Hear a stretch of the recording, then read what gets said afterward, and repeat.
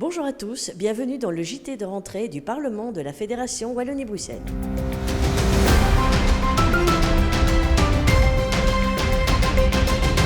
Qui dit septembre dit rentrée, pour les députés comme pour les ministres. Reportage. Après les élèves de la Fédération Wallonie-Bruxelles, c'est au tour du Parlement d'effectuer sa rentrée législative pour la session 2023-2024 qui va clore cette législature.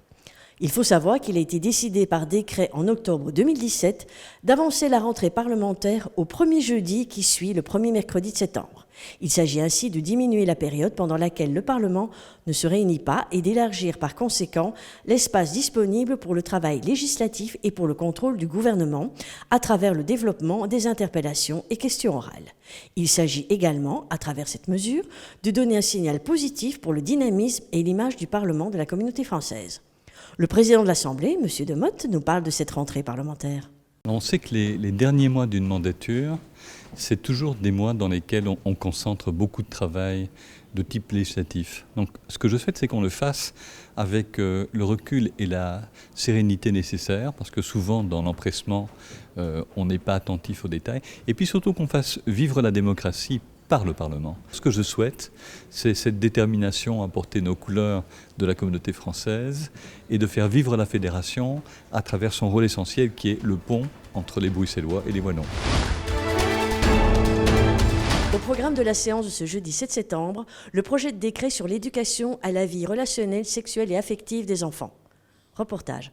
En séance plénière ce jeudi 7 septembre, les députés ont voté le projet de décret liant la Fédération Wallonie-Bruxelles, la Région Wallonne et la Commission communautaire française relatif à la généralisation de l'éducation à la vie relationnelle, affective et sexuelle, EVRAS, auprès des enfants et des jeunes. En effet, les multiples dimensions de la sexualité soulèvent aussi des enjeux de santé publique et d'éducation. Ce décret institue entre autres des objectifs et un cadre de référence commun au contenu des animations.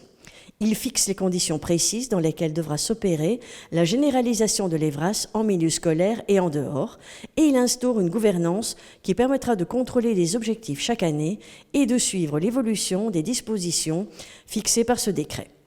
Les discussions ont été nourries et constructives. Le projet de décret a été voté à une large majorité. Comme chaque année, le Parlement participe à la Journée du patrimoine organisée en région bruxelloise le samedi 16 septembre. Nous vous invitons à nous rejoindre nombreux. La semaine prochaine, le Parlement organise un séminaire de formation à destination des fonctionnaires des assemblées parlementaires francophones. Plus de 100 personnes sont attendues au cours des 5 journées d'études.